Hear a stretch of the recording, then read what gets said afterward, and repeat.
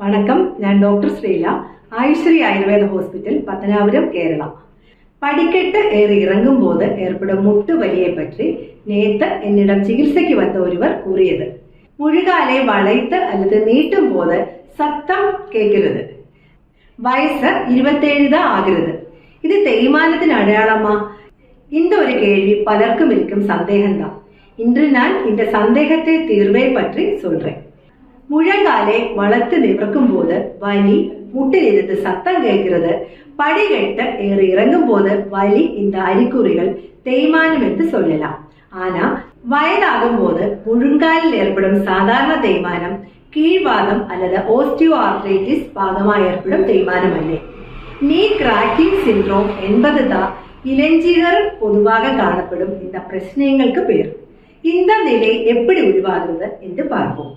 பொதுவாக நம்ம நீ ஜோயிண்ட் என்பது தொடை எலும்பு மற்றும் தொடைக்கு கீழே காணப்படும் 2 எலும்புகள் ஒன்றாக அமையும் பகுதியாகும்.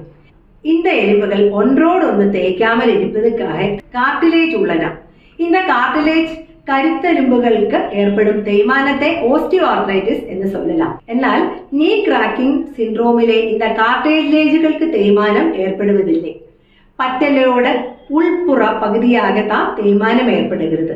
ஏதினாலதான் இந்த முட்டு தேய்மானம் ஏற்படுகிறது என்னை பற்றி விரிவா பார்ப்போம். நம்ம தொடையலோட மசில்ஸ் முக்கியமா 4 மசில்ஸ் சேர்ந்துதான் உருவாகிறது. ഇതിലെ തൊടയെലുമ്പ് പകുതിയോടെ ഉൾപ്പുറത്ത് ഏർപ്പെടും തേയ്മാനത്തിനാലെ മുട്ടിലെ ജവ്വയ്ക്ക് മാറ്റം ഏർപ്പെടലാം. ഇതുதான் മുട്ട് തേയ്മാനത്തിക്ക് ഒരു മുഖ്യ കാരണം. അതേപോലെ തൊടയിലെ മസിൽസ് ടൈറ്റ് ആകുന്നതും മുട്ടിലെ ജവ്വയ്ക്ക് തേയ്മാനത്തിക്ക് കാരണം தான். அடுத்ததா இதோட அறிகுறிகளை பற்றி பார்ப்போம். ഞാൻ മുന്നേ சொன்ன மாதிரி മുഴങ്കാലെ വളയത്തുക്കും നിവർത്തുക്കും പോലും വലി, വീക്കം, சத்தம் கேட்குவது, படி ஏறி இறங்குதும் போது முக்கியமா முன்பகுதியில் தான் அதிக வலி ஏற்படுகிறது. உடல் எடை அதிகமா இருக்கிறவங்களுக்கு, விளையாட்டு வீரர்களுக்கு, அதிக ஹைஹீல் செருப்புகள் அணியும் பெண்களுக்கும், அதேபோல் பிளாட் ஃபுட் உள்ளவங்களுக்கும் அனைத்து திசைகளும் வலுவிருந்து சிரட்ட ஒரு பக்கமா நிழைக்கிறது. இதனாலேயும் தேய்மானம் ஏற்படலாம். இதை தவிர எப்போதும் கால் மேல் கால் உயர்த்தி உட்காருவவங்களுக்கும் முழங்காலில் தேய்மானம் ஏற்படலாம்.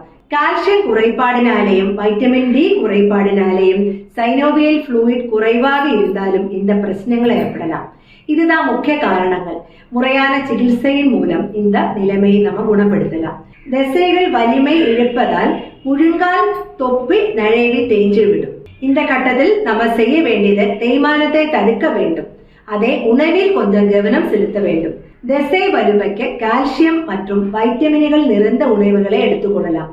பால், பால் உற்பத்திகள், நட்ஸ், பழங்கள், பயர் வகைகள் எடுத்துக்கொள்ளலாம். கறிகளிலே பீன்ஸ், ப்ரோக்கோலி, அதேபோல் கீரை வகைகள் வாரத்தில் 3 நாளாவது சேர்த்து கொள்ளலாம். நோயாளியின் ஆரோக்கியத்தை பாதுகாத்து நோயை குணப்படுத்துவதுதான் ஆயுர்வேத சிகிச்சையை செய்து வருகிறது.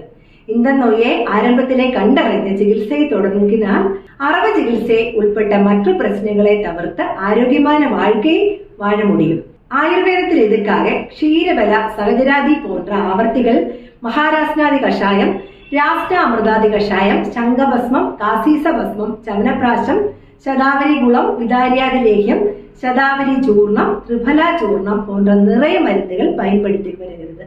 அடுத்த கட்டத்திலே மசில் ரிலாக்ஸ் ஆகிறதுக்கு உரிச்சில், ஞாரங்காக்கிழி, பொடிக்கிழி, நவரக்கிழி, பிழிச்சில், பிஜு போன்ற வெளிப்புற ட்ரீட்மெண்ட்களும் செய்து வருகிறது. சிகிச்சையின் மூலம் மிகப்பட்ட முட்டைகள் மற்றும் தசைகள் ஆரோக்கியத்தை பரிமாறிக்க முறையான உணவு, தினசரி உணவு முறை மற்றும் உடல் பயிற்சிகள் அவசியம்தான். அறிகுறிகள் தொடக்கத்திலே ஆயுர்வேத சிகிச்சையின் மூலம் நோய் மோசமாக அடையாமல் தடுக்க மற்றும் எலும்பு மற்றும் தசைகள் ஆரோக்கியத்தை கண்டிப்பாக மீண்டெடுக்க முடியும். உங்களோட சந்தேகங்கள் வாட்ஸ்அப் மூலமா கேட்டுக்கொள்ளலாம். இனி ஒரு நிகழ்ச்சியில் சந்திக்கும் வரைக்கும் நன்றி, வணக்கம்.